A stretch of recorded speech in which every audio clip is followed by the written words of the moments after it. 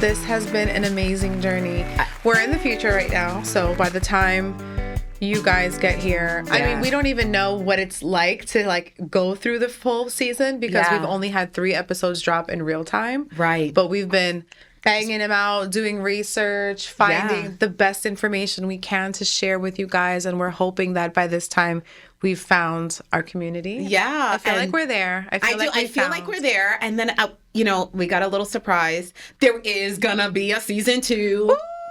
We have locked in season 2. Yes, locked it in. It is coming soon. Yes. So, and, you know, it even gets even deeper again, right? Like I kind of talked about the onions that like, it's like peeling the onion back. Like, and then, you know, we're going to talk to some people, hopefully have like other guests on. Like, I'm looking forward to this. You know, and even just wrapping up season 1, you know, what are some things that you've learned? Like, what do you think? Like, I think what I've learned is that you get nowhere by masking your grief. Nowhere. Yeah. I had a therapy session, and she was like, "How do you feel talking about this, everything you're going through on the podcast?" And I said, "It's the one place I'm not masking." Right. And it's because I'm masking at home to be a mom. Right. I'm masking at work to be true vulnerability. You know, a coworker. That's right. I'm masking with clients because they're paying me to find a place to live. And not to hear my grief, you know? Yeah. So this has been such a wonderful resource, and I've learned that, you know, there really is healing in getting it out and talking. And like we have recorded, this is our 12th episode, and we haven't cried. I know. And I'm so proud we've cried off camera. Right. Plenty of times. Yeah, let's be honest. We definitely cried off camera. Yeah. But it's a testament to how healthy this is that we've been able to talk and get everything out and connect with people. And again, right back to the community. And I also have to shout out Made in Brooklyn.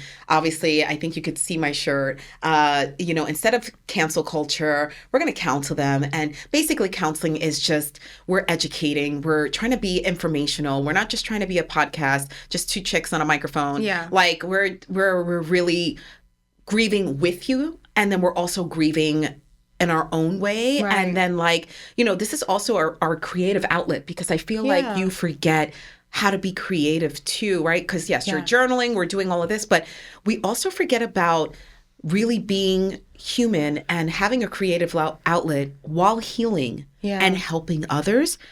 I mean, this is like a threefold. Some of the best feedback that I've gotten was, it doesn't feel dark. Yeah. And or morbid. We were really worried about that in terms of like how long our episodes were. Yeah. And, you know, is it too heavy? Yeah. You know, and I feel like a lot of people have been like, this was, a couple tears and a couple of emotions were brought up while watching you guys. But, you know, we also just like your attitudes, the way you're approaching stuff. Right. And I've gotten so many like, you're so strong, you're so strong. And I'm like, I don't want to be strong, but thank you. Yes. If you're seeing strength, right. I don't necessarily feel very strong, but it's like, if you're seeing strength in me, that means that you can see it in yourself. Correct. Just like we did a Zoom with Roseanne, who had lost her brother and her father. And, you know, she said some really, you know, dropped some great gems on there and was just really like, hey, you know, somebody needs to continue. We need to move forward.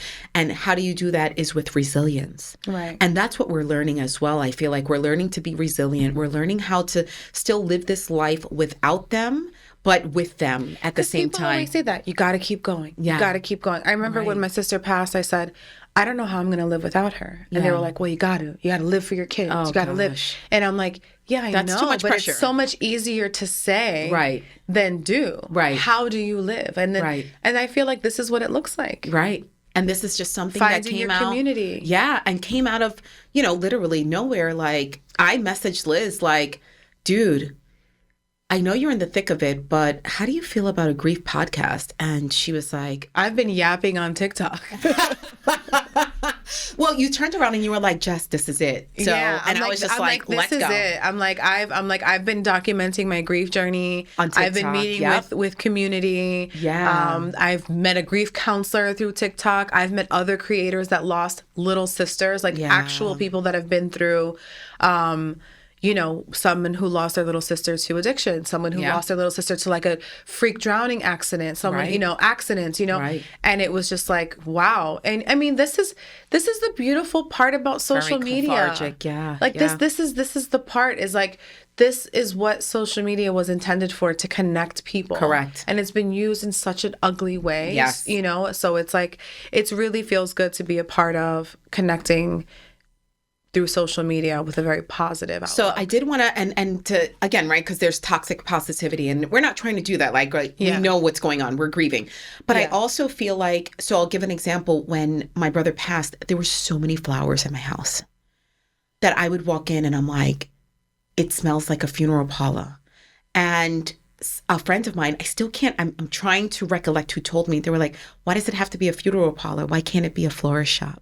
Right. And I'm like, why can't it be a garden? Why can't it be a garden? Yeah. So I'm like, you know what? Change perspective, Oh my God, and Roseanne also said, oh my gosh, like he has still so much life to live, about her brother, about my brother, about your sister.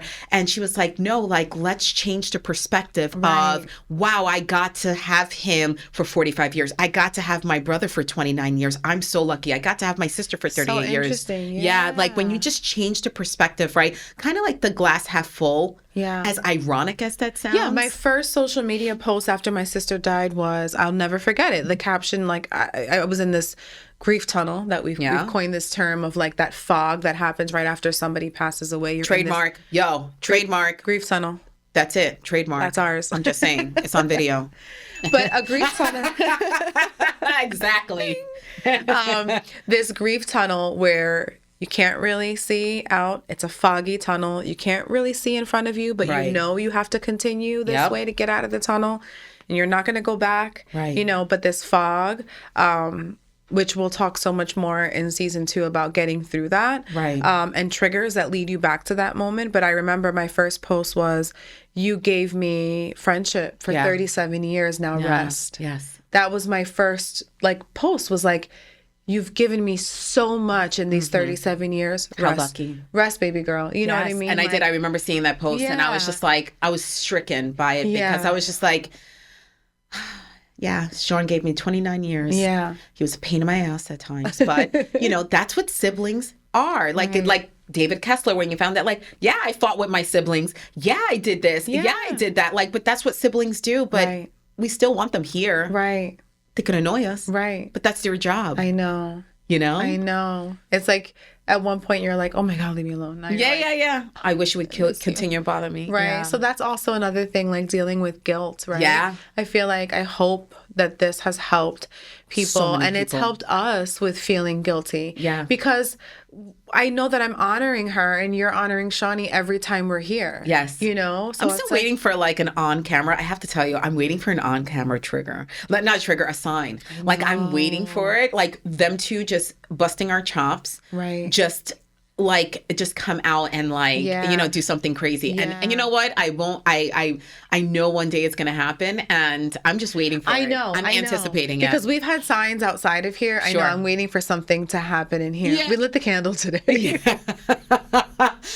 Like, if there's anything you guys want to say, please don't. We don't have a Ouija board. We don't believe in that. No, we're not doing all of that. We're not doing all that. No. Right. But, how do you feel like, so for me, like, and I'll ask you this, how do you feel about doing the podcast, like, and being on camera and being like, in front of that? I mean, I can't throw you under the bus. You are famous. Wait, guys, she's famous. She was on Room Raiders. Like, stop. I have to bring this up. I did do reality TV before. Yes. So I was casted on MTV for Room Raiders. MTV when they showed music videos. Reality TV is still a little scripted. Yes. But so how, like, did you feel comfortable? Because I know. I mean, at first of all, the first 2 episodes, when I look back, I'm like, oh my God.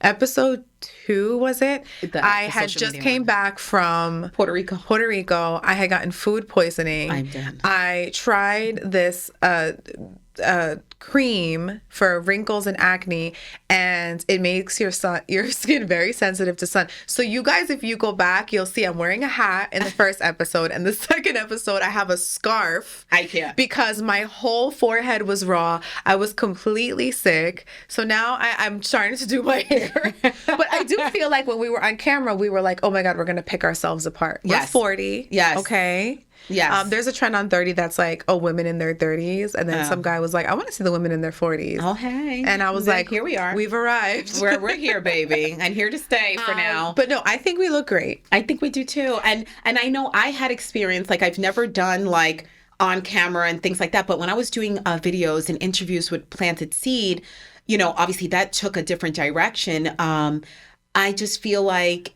that was preparing me for this. Like, again, learned about alignment. my voice. Oh, yeah, no. Because cringe. Somebody was like, cringy. Somebody was like, oh, when your Jersey accent comes out, it reminds me of Nat. And I'm like, oh, I love that. Yeah. Because I never worried about my accent. Also, No. I'm very much like a what accent? Right. Like, my husband makes fun of me. He's like, because I'm like, oh, I got the sauce. And he was like, do it sauce. And I go, hey, don't make fun of my sauce. My kids can't when they're like, why do you say dog like that? Yeah. Because I'm like, could you get your dog? Yeah, and they're like, what are you talking about? I'm like, okay, relax. I'm like, the sauce. Right. So then my daughter's like, Mama, sauce. And I'm like, sauce. Like, there's no other way to say it. I was a little self-conscious about like how my voice was going to sound. Yes. And then multiple people were like, oh my God, you have such a good voice for this. And I was like, I've been getting that since I was 17. And the Jersey girls are like, oh, we hear the Jersey accent. Jersey all day. And also, we've had people be like, oh my God, this is great. 2 women of color talking about grief. That's it.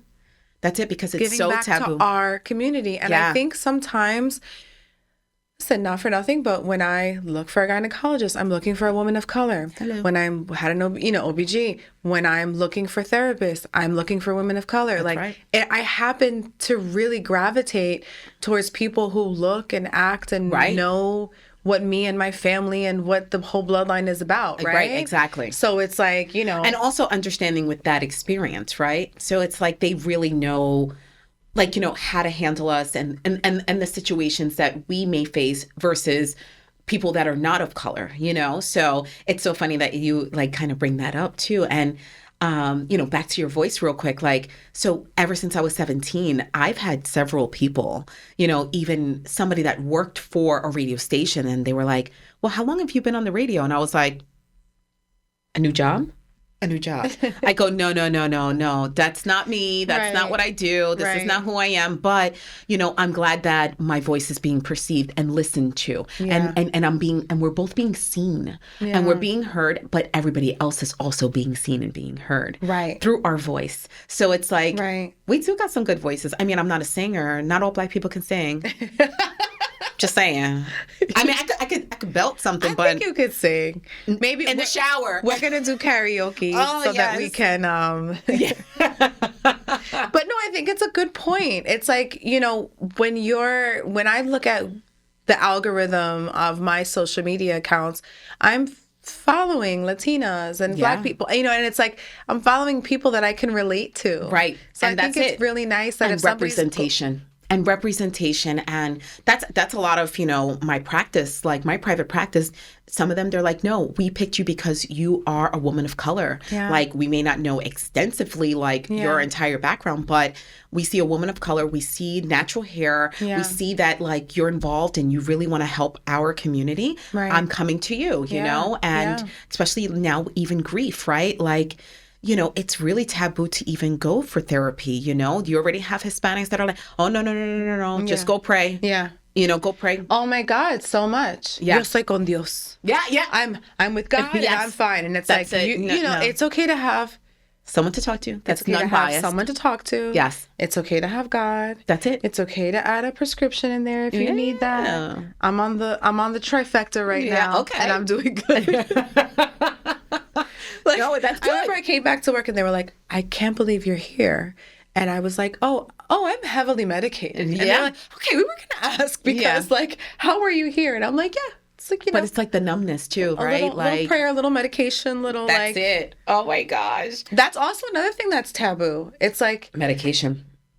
You know? What do you think that if Sean and Nat were alive, because obviously this would not have come about if they were alive, what do you think that they would say about us? I thought about that today. That's so crazy that you asked that. Yeah. Because I thought that my sister would make a joke about me talking too much.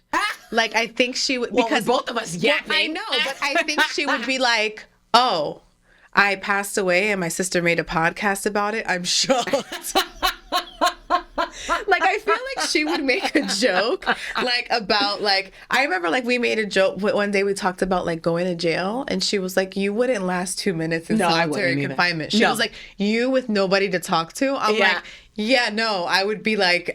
By the way, this is why we got in trouble in school a lot. Yeah. And we were the ones with the report card that said always talkative. That is Wait, I still have true. it. I have to find it, and I'm going to send you pictures of it. They were like, Elizabeth's social butterfly. Yes.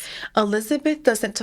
But we have to sit her on the outside of the room. We have to sit her in the front of the room. And my mom was like, and guess what? She'll talk to the wall. That's how she's social. This is what it is, you know? Like, I saw something that was like, people who are in, like, they named a couple professions, and they were like, what was it like having a desk outside the classroom?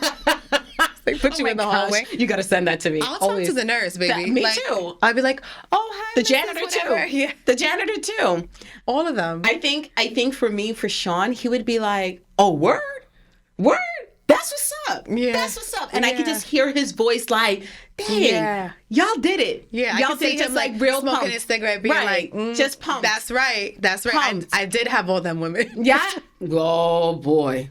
Listen. And that would be like, that's right. Put some respect on my name. You better say that I'm a doctor. You better say that I was a lieutenant commander. You better say, talk about my tattoos. Like, yes. I think she would be very proud that I was talking. Yeah. I did get a tattoo of her name here. Oh, so sweet. And I text my my cousin, and she's like, Natalie would have loved it. She probably would have been mad that it wasn't on your neck, though. No. I could definitely see that. I was like, I can't really do the neck tats yet. Not yet. Still got to keep a job, and mortgage. Right. Can't. So true. Can't really do that. But we really hope that you love this episode. We are wrapping up season 1. This is incredible. And I mean, come on with the feedbacks. You know, we are on YouTube. We're on Apple Podcast. We are on Spotify. You know, give us those 5 stars. Leave us a review. We should read. Let's read 1 or 2 reviews. Okay. Let's read really quick. Running out of time. Read one of your... Oh my God, we have so many that we've screenshot. Yes. From like every YouTube. Yes. Like so many things. And we were like, oh my God, somebody commented this. Oh my God, somebody commented that. And obviously, like, with no names, but I think it's very important to kind of view like what was said, you know, just even on the first episode, thank you for creating a container to hold space for grief. There is so much that isn't spoken about and many types of grief. I believe that sharing your journeys will hold a light to the darkness for others. Thank you for your vulnerability, insightful first episode. Looking forward to continuing listening. I thought that was phenomenal. One that I loved was, I appreciate how real and how vulnerable both Liz and Jess are. Everyone can relate because everyone has some sort of grief or will in their lifetime. Thank you for sharing your heart, and thank you for sharing your siblings with us. That was the sweetest. I can't. Like, look, my hair's like stands out. I know. But thank you so much. And keep the feedback coming. We're on IG. We're on Instagram. We're on TikTok. YouTube. And yes, we love you. We love you. We love you. Thank you so much for the support. Thank you.